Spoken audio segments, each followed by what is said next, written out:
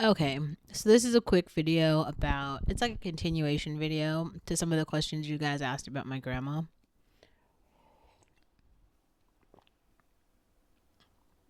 So the picture that's in the video, some of you guys were asking about the guy. Who's the guy? That's my brother. I've made other content about my brother. I'll put it in the description box. We don't get along. We don't talk now at all. We haven't spoken for a while. I feel like he's harbored a lot of resentment toward me my whole life. I was kind of oblivious to it. I just felt like I had this like undying love for my brother because he was my brother. Then as I grew older, I feel like I realized like we just don't have, our life stances aren't similar. The things that we hope to achieve, like the things that we believe in, aren't similar. So we've gone different ways. Mm. So some people were asking like the treatment between um the differences between my the relationship my brother had with my grandmother and I had with my grandmother. I would say in the years, like maybe in the last 5 years, like I'm an adult, so like maybe my brother might have been closer to my grandmother. I feel like I just stopped talking to my grandmother like maybe like 5 years ago. Like sometimes I think I went to her. I continued to go to her birthday parties because she has a big birthday party every year where like all of our family members come, and she has like 80 grandchildren, so it's like a lot of people who come. But I would go to that, but like all the other days, like I would never call her. I would never go see her. We just weren't very close. But I would say in my formative years, like when I was growing up, my grandmother was a major part of my life. Like, um, I spent them. So she has a sister, Lillian, and there's kind of like a backstory and a forward story. The backstory is my grandma had 9 children. My mother was the first of those children, and of all of my grandmother's children, my mother was the firstborn, and my mother was like the darkest in hue. Kind of. She actually had a sister, Jewel, who I would say is like the same complexion as her, but colorism played a major role in my family. So because my mother is like darker skin than me. Um, I would say she might be like the shade of like Lupita Nyong'o or Gabrielle Union, maybe like that shade of brown. She's not like extremely dark, not the point though. But like she had like sisters and brothers who were very like much lighter than her, like even lighter than me. And they had different like hair textures, and all of that played into my grandmother favoring those children over my mother. And so they would kind of gather together and like call my mother these awful names. They would call her nigger, they would call her ugly, they would call her blackie. I didn't really know this until I learned it when I was about like, I don't know, I think I was a teenager or like a middle schooler or something when I started to learn that, maybe a little younger than maybe like 10 or something, between like 10 and 15. I think that was the first time I sort of started to understand it. But even then, like I feel like for me growing up, I was always around like a lot of other multicultural students and including black students. So I never felt like I was like the blackest or the lightest or the darkest or the, and like I feel like I always just like blended in very well. Like I was always very well liked, well dressed, pretty popular. So I didn't have these issues of like there was no real identity crisis for me. I wasn't like confused about blackness. And I also didn't really like colorism wasn't a thing that I feel like I've experienced. And I've actually seen other women talk about this. If you go to talk to a woman who's or women of color, you'd have to start with women of color. But brown, there's a certain thing as like brown skinned women. Now, I feel like kind of globally, this is a thing where like brown skinned women kind of don't really get the colorism that I think that a lot of other people are describing. Like, I definitely am not like the darkest or the lightest. Like, I know that I'm black. I have no like question about that. To me, I identify as black, but brown skinned girls are like right in the middle of like they're not light skinned, but they're also not dark skinned. And a lot of people do these weird things where they call me light skinned. I'm not light skinned. Like a light skinned person would be like Zendaya. Zendaya is like a light skinned person. I'm a brown skinned person. And it is a difference. There's a difference. And it might seem like a very minute difference to you if you aren't familiar with colorism, but to me it's kind of meant a lot, especially as I've gotten older, because people are all continuously trying to understand brown skinned women. Like they've had songs like Caramel Honey, like even um Helen, in her bio, she says call me honey, or call her Helen, but in the bio for a lot of things she hashtags it like honey, honey, honey. Like people like literally will start to classify you as like ingredients. They'll be like peanut butter, or you know, like caramel has been the thing like my entire life. I remember when I had a MySpace account. I think I called myself. I was like caramel chick or something. Like that was like my little name. It was like my like of all the things in my identity that I could have like pulled out. Like that was the thing. Anyway, so but my mother got she got this extreme form of racism from her mother. Like her mother kind of hated her growing up, and she basically just hated her blackness. It might have been something from my mother's father. I'm not very close with him. Like I know him. We went to go visit him a few times. He seems like a very fine guy. He like owns a lot of property in, I think he's in like Mississippi or something. He has a very large family out there. Like he's doing well. Um, but man, like I don't think that he had a very good relationship with my grandmother at all, because like my grandmother hated my mother growing up, and she was just very like evil to my mother. And when I learned that, it made me hate her. But it didn't make me hate her in this way. Like I don't display my hate in these outward aggressive ways where I'll like yell or scream or be like, "Oh, I hate you." That's never how I've experienced exemplified hate. I'm extremely like microaggressive and kind of like meticulous. So like if I don't like you, I'd probably just like block you, wait till you die to write a memoir. Like things like that where you might feel like they don't matter, but I mean, I've been planning for her to die for a very long time. Like they're just I was trying to like understand as much of her story as I could to try to unpack why did she behave this way? Like what was it that she really felt, and how does that so maybe you're wondering like what does this have to do with me? Okay. Well, growing up, I actually don't know. My grandmother treated me very well. I'll get into a little bit of the backstory. Like it seems like more people voted. I created a poll which was like, what do you guys want me to talk about? And a lot of you guys voted for like why I moved to Music City and what my grandmother has to do with music. So I'll make another video. I'll just keep the camera rolling and make another little 10-minute segment where I tell you that story. But the point is, like, when I was born, my grandma was at this place where she was coming off this, like, uh, a real high where she was, like, coasting through a lot of money. Where she'd experienced an extreme amount of privilege. Like, so it was like all of the colorism, like all of the everything just finally ended up like, well, not finally. I feel like she had I actually never learned that much about her childhood, like that much. I learned some things, but not like that much. Anyway, um, she she lived a pretty good life. Like she was chilling. She was. It seemed like she was really quite chilling by the time I was born. And maybe not though, because there's a whole lot. Like she. Well, no, like let's go back for a second. Yeah, because my mom was the firstborn child. Um, but by the time I was born, a lot of time had gone on, so maybe not. I'm trying to make a difference between like when my mom was born and then when I was born. When my mom was born, my grandma was coming off of this time of like she had really been living. Like she had like lived it up. She was like balling kind of out of control. And then, but by the time I was born, she was way more in like this kind of content state where I feel like she maybe started to understand like her place in the world. That's something I maybe should have like talked to her a little bit more about. I gotta say, I just didn't care enough. I didn't care enough. I wasn't invested enough to ask her those questions. But so the point being though, when I was growing up, my grandmother she gave me a lot, like all the things that she could, like, so she lived in a neighborhood that was pretty upper middle class. Like she had this like home in Berkeley.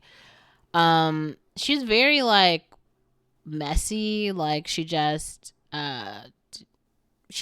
has had a lot in life. So while other people maybe had to like work really hard for things, like a lot of things were just given to her. So I don't know if the same value that some other people have in material things, like she placed the same value in those. She was very Catholic. Like she spoke quite a lot about that. She seems to have some belief in the church, though I don't feel like she was very devout in her faith or like understood the faith, because she was also like an extreme alcoholic. And she didn't use any drugs, but she did use alcohol and cigarettes. Those are definitely her drugs of choice. And but I remember like growing up, like my mother provided quite a lot for me, so I definitely wasn't a child that was like in need at all. And all the time that I would spend with my grandmother, it was just full of like leisure and like really exploring the neighborhood with my cousin. Like I spoken about this a lot, but basically like her favorite grandchild was this one of my cousins, Julius, and he was like my favorite cousin just because I spent the most time with him. But his heritage was very different than mine. Like his dad is like Italian, and he just looks like this Italian kid. So it was like me, the Ethiopian kid, him, the Italian kid, and we're just like roaming around the city of Berkeley, just like we just got into all type of shit. Like it was just like being like literally being free in a neighborhood. But we didn't do. Well, I didn't do. Julius got into a lot because he's like a boy, and did all the like boy shit. But I had like friends who were like my age, and we just like dance, cheerleading, music videos, like iPods, things like that. And so, and like we would always go to like the park, the after school programs. Um, yeah, so I don't know. It like we would just like, talk about things. Like he would try to date some of my friends. I would tell them that he's a fuck boy, don't do that, and they'd be like, no, we love him. All the things, like it was just like a very normal like adolescent sort of experience. I don't know. It Yeah, I don't know. I definitely just feel like a lot of my early memories of just like kind of growing up and establishing a relationship with like a male came from him. I was definitely closer than him with him than I was with my brother, because my brother actually moved to LA to go live with his dad and his family for like a lot of my formative years. So he wasn't really there. So it was basically like I was an only child, and I spent a lot of time with like my grandma and my cousin at my grandma's house and with my friends. So, yeah, I don't know. It was just it was great. Like I don't know. Like all of the things I can remember from my childhood were not really about my grandmother per se. Like she was just like there to be like, she was like an adult who just made sure like I didn't die. But like we I mean, at her house we did everything. Like she had a whole bunch of cars that she'd collected from other times in her life in her garage, and we would get all type of shit from the dollar store, because she would always just give us like money, and then we would like walk the like 10 blocks to the dollar store and just go buy a bunch of shit like firecrackers or crayons or markers, just anything that we wanted, and we just play in the garage for like hours, blowing shit up, like shooting things. Like we definitely had guns. I mean, really just everything. It was just so much freedom. Like we just did legitimately whatever we wanted. And then I do remember McDonald's being a just like pivotal structure in our lives. Like my grandma would just give us money, and we would either go to like the Chinese restaurant that was like right at the corner and get like food, like every fucking meal, like breakfast, lunch, and dinner, like after school, before school, like go, because my grandma could not cook anything. Like she's just an awful cook. There were like two dishes that she made, but they even smelled awful, so like we wouldn't dare eat them, and we would just like go to McDonald's. So definitely gotta say I grew up as like a chicken nugget kid with my grandma. But then my mom is pretty like snazzy and fancy, so I would always go to like, I had a godfather who was basically like my mom's boyfriend, who's not my father. And like we would always go to like a lot of like nicer restaurants with him, like at once a week, like every single week. So that was a thing.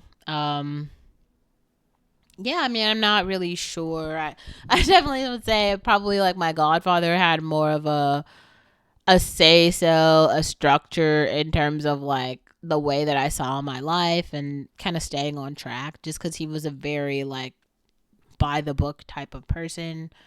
I feel like I'm a very by the book type of person, where I feel like my cousin is not. Even if you listen to like what I'm saying, I never had any like awful experience with my grandmother and me. Like my grandmother was perfectly kind to me. Um, she didn't really, she never said like all of the racism that she like demonstrated to my mother. She didn't demonstrate any of that to me. And she showed me a lot of like love, compassion via like just giving me things like literal money, buying me things. Like literally getting my uncles or my cousins to go literally get shit for me, though. She'll be like, go to the store and go get this for Olivia. She'll be like, Olivia, what do you want? And then she will get like a male uncle or cousin to go and get the thing for me. Like that was the normal thing. So I don't know, all of that seems very nice, it seems very kind. I don't have any experiences of like her being directly mean to me. And I spent like a ridiculous amount of years there, like in her home, just like growing. It was really not necessarily like in her home. It was like around our neighborhood, just kind of like in the after school programs, in just in that city, like in the city that I grew up in the town that I grew up in.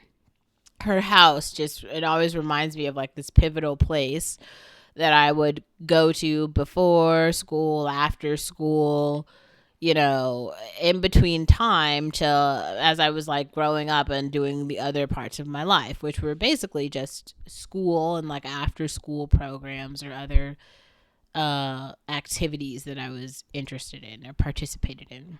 So maybe that says a lot and maybe that says a little, because I do feel like I've grown older, I found there to be other grandparents who are just way more invested in the well-being and the success of their grandchildren. Like they are like more college oriented and academic. But I will say, like, my grandmother never had the opportunity to get really any schooling. I think she dropped out of school in like second grade.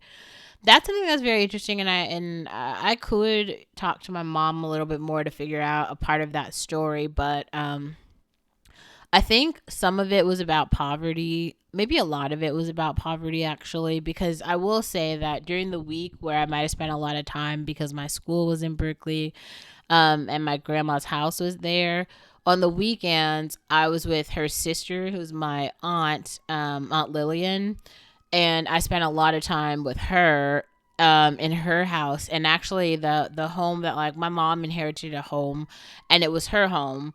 And so I guess that was the first piece of like generational wealth or whatever that my family had, like my family directly, right, had. And that was really important for me. If it just had a lot of sentimental value in all these ways, and I felt like my mom didn't really care about that, which hurt me a lot, but whatever. Um, and Aunt Lillian basically told me a lot of stories, because while my grandmother was the one who was kind of like, live by the seat of your pants, do whatever you want. My aunt Lillian was like very pragmatic. She was very like structured, very extremely conservative, though she wasn't necessarily involved in a church at all.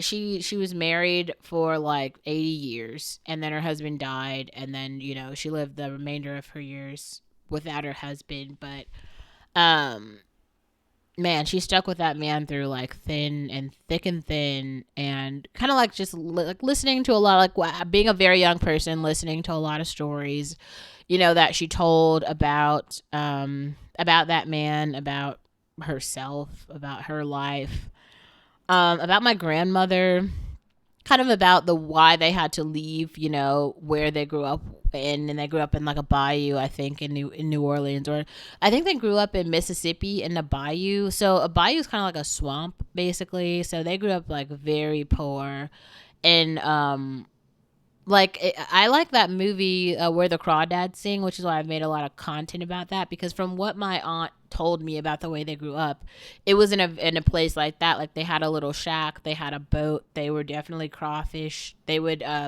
fish for crawfish and eat them. Like they didn't, a lot of the time they didn't really need or wear shoes. You know, they had like one dress a year. Those sort of like things were like very prevalent. You can actually see from Beyonce's Lemonade movie, if you watch the Lemonade movie, a lot of the cinematography actually showcases like the bayou and like the trees and all of that. And that's why that really hit home with me, because that's where my grandmother is from. So if you haven't seen Lemonade, maybe you should watch it, and you could understand if there's no one else who you've come across who's actually told you parts of that story. Let me be the first to kind of like tell you like that's very real. There are real people who grow up like that.